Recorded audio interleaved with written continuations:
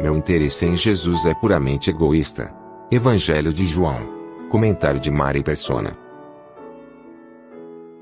Neste capítulo 6 de João, nós vemos os principais elementos do Evangelho. Jesus conta que desceu do céu, fala de sua morte representada pela carne e o sangue, cita a ressurreição e revela o seu retorno ao céu. Mas muitos o seguem pelos motivos errados, mais interessados no que ele pode proporcionar do que em sua própria pessoa.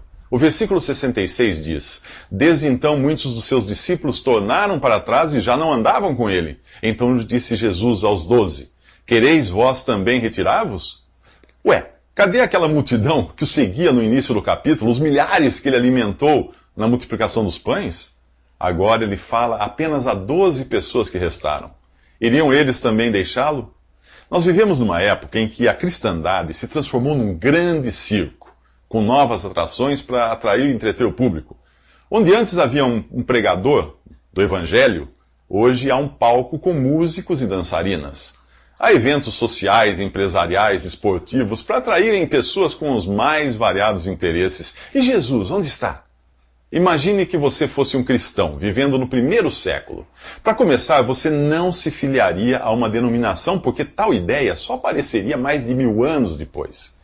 Você se contentaria em ser chamado simplesmente de cristão. Ao se reunir em comunhão com o Senhor e com seus irmãos, vocês se ocupariam da doutrina dos apóstolos, das orações e da ceia do Senhor. Nada mais.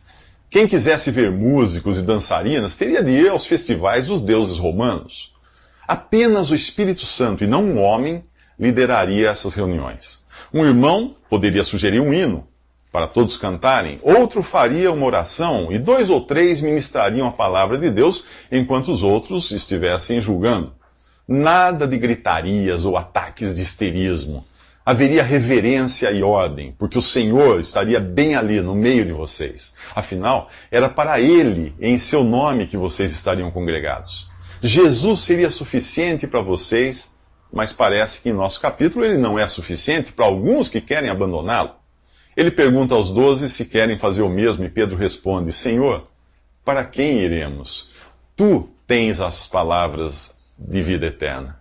E nós temos crido e conhecido que Tu és o Cristo, o Filho de Deus.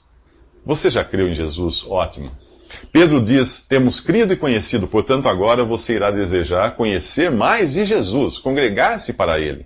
Não para você ou suas emoções, nem para um líder ou uma religião.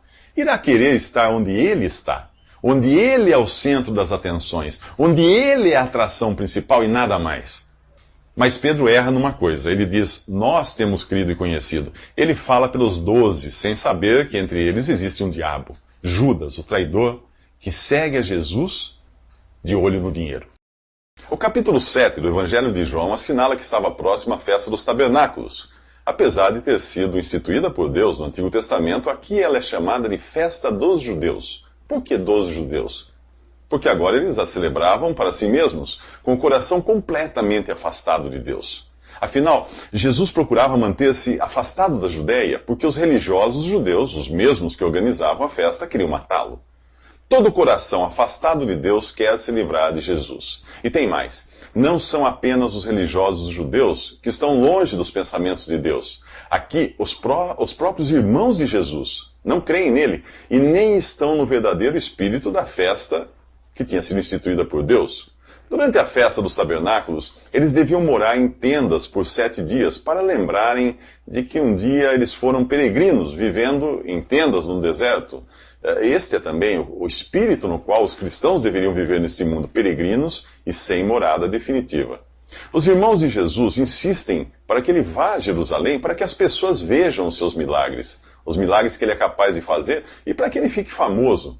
Afinal, raciocinam os seus irmãos, quem quer ficar famoso não se esconde, mas se exibe para o mundo. Porém, Jesus explica que o seu tempo ainda não chegou, isto é, de ser visto e reconhecido de uma extremidade à outra da terra, como acontecerá quando ele voltar. O raciocínio dos irmãos de Jesus é igual ao de qualquer ser humano. Eles acham que Jesus faz milagres para chamar a atenção sobre si mesmo. Às vésperas da festa, que deveria representar o caráter peregrino do povo de Deus neste mundo, eles estão preocupados com fama e reconhecimento. Hoje, Enquanto alguns cristãos estão preocupados com fama e reconhecimento, outros compartilham da vergonha e rejeição de Jesus e são criticados por seus próprios irmãos por não desejarem participar do grande circo em que se tornou a cristandade. O capítulo 13 de Hebreus faz uma distinção clara entre os costumes e celebrações dos judeus e a igreja, o povo peregrino de Deus neste mundo, na atual dispensação. Lá diz, em Hebreus diz, saiamos, pois, a ele, a Jesus, fora do arraial, levando o seu opróbrio. Porque não temos aqui cidade permanente, mas buscamos a vindoura. Por ele, pois, ofereçamos sempre a Deus sacrifício de louvor, isto é, fruto dos lábios que confessam o seu nome. Quando você percebe que a cristandade criou um sistema muito semelhante ao arraial dos judeus, não resta opção a não ser sair desse arraial cristão, para compartilhar da vergonha e rejeição que Cristo tem neste mundo. Se você deseja oferecer sempre a Deus sacrifício de louvor, como fruto de lábios que confessam o nome de Jesus e não outro nome, essa é a coisa certa a fazer. Sair do arraial, mas sair para Jesus. Nos próximos 3 minutos você vai conhecer o segredo para se entender a palavra de Deus. Depois que os irmãos de Jesus partem em direção a Jerusalém para a festa dos tabernáculos, Jesus também vai até lá, mas escondido. Em Jerusalém o povo está curioso a seu respeito, onde estaria ele? Uns dizem que ele é bom, outros que é um enganador, mas o medo que as pessoas têm dos líderes religiosos as impede de falar abertamente de Jesus. Esse medo existe até hoje. Durante séculos, os líderes religiosos de Roma impediram que as escrituras fossem lidas pelo povo. A posse e leitura da Bíblia estava restrita aos religiosos e, durante a Inquisição, milhares de pessoas foram queimadas vivas por lerem ou possuírem cópias da Bíblia. Líderes religiosos têm pavor de perder o controle. Isso não ocorre apenas no catolicismo, ocorre também no protestantismo. Hoje há muitos que acreditam que você só é capaz de compreender as Escrituras e ensiná-las se passar pelo ensino formal de um seminário ou faculdade teológica. E mesmo que alguns defendam que todos devem ter acesso à palavra de Deus, a cristandade continua dividindo os cristãos entre clero e leigos. No capítulo 2 de Apocalipse, Jesus condena tal ideia e a chama de nicolaíta, que em grego significa conquistadores do povo. A mesma questão é levantada aqui pelos religiosos judeus, quando Jesus vai ao templo e começa a ensinar. Eles perguntam, como este homem conhece tanto sem ter estudado? Mas Jesus responde que o seu ensino não vem de si mesmo, mas daquele que o enviou. Lembre-se de que, mesmo sendo Deus, Jesus andou aqui no caráter de um filho obediente, que só fazia ou dizia aquilo que era conforme a vontade de seu Pai. E é justamente este o segredo para se conhecer os pensamentos de Deus, que são apresentados em sua palavra, as Escrituras, a Bíblia. Jesus diz, se alguém quiser fazer a vontade de Deus, há de saber se a doutrina é dele ou se eu falo de mim mesmo. Como aqueles religiosos judeus poderiam saber se o que Jesus dizia era realmente de Deus?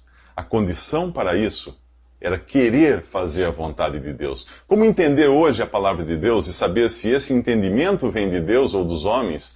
A condição continua a mesma, desejar fazer a vontade de Deus. A razão para isso é simples. Deus não perde tempo revelando suas pérolas aos porcos, que não têm outro interesse senão pisá-las. A palavra de Deus não está sujeita à curiosidade humana, e as mais preciosas verdades podem acabar transformadas em coisas abomináveis quando misturadas com a ânsia que o ser humano tem de exercer poder sobre os seus semelhantes. Nos próximos 3 minutos, Jesus nos ensina a identificar os falsos mestres. Todos nós gostamos de falar de nós mesmos. Nós falamos do nosso trabalho, dos nossos filhos, dos nossos talentos e até dos nossos problemas e defeitos para chamar a atenção. Eu e você somos assim, imperfeitos e loucos por admiração, piedade ou até bajulação. Nós somos como Caim, que matou seu irmão Abel. Nós não queremos que o nosso nome seja esquecido. Caim construiu a primeira cidade e colocou nela o nome do seu filho, para perpetuar a sua descendência. Depois do dilúvio, foi construída a Torre de Babel para perpetuar o nome do ser humano nesse mundo. Saddam Hussein tentou reconstruir Babilônia, gravando o seu próprio nome em cada tijolo. O Salmo 49 diz que o insensato acha que vai viver perpetuamente e dá às suas terras o seu próprio nome. É por isso que nós temos ruas, praças e cidades com nomes de pessoas importantes. Quem fala de si mesmo busca a sua própria glória. Mas o que busca a glória daquele que o enviou, esse é verdadeiro e não há nele injustiça. Jesus diz isso no capítulo 7 de João, condenando a exaltação própria. É claro que quando nós enviamos um currículo ou uma proposta de trabalho, nós precisamos falar de nós mesmos, porque quem nos contrata quer conhecer nossas habilidades. Mas nas coisas de Deus isso não tem lugar. Jesus disse que dentre os homens ninguém era maior do que João Batista. No entanto, João diz de si mesmo: importa que Jesus cresça e eu diminua. Nas cartas às 7 igrejas em Apocalipse, Filadélfia não fala nada de si mesma, mas Jesus fala muito bem dela. Por outro lado, Laodiceia dá um grande testemunho de si mesma, dizendo-se rica e abastada, mas Jesus a chama de desgraçada, miserável, pobre, cega e nua. Na Bíblia há homens e mulheres admiráveis pelo serviço que prestaram a Deus, mas são os outros ou o próprio Deus que dão testemunho deles. Gabar-se de seus feitos, buscar a própria glória, exaltar o próprio nome, é o inverso do que Jesus faz. Ele foi o único que não buscou fama. Apesar de ser Deus, ele viveu aqui como um servo, um homem perfeito, sem pecado ou qualquer imperfeição de caráter. Ele, o único que realmente podia falar de si mesmo, que podia buscar a própria glória e exaltar o próprio nome, buscou aqui tão somente a glória daquele que o enviou, seu Pai. Um verdadeiro embaixador nunca promove a si próprio. Hoje é fácil identificar um falso mestre. Ele fala de si mesmo, ele se gaba de suas obras, ele busca seguidores que o apoiem, admirem e se submetam à sua vontade. Você tem seguido alguém assim? Nos próximos 3 minutos, Jesus fala daqueles que usam a palavra de Deus para negarem a palavra de Deus. Visite Respondi.com.br. Visite também 3minutos.net.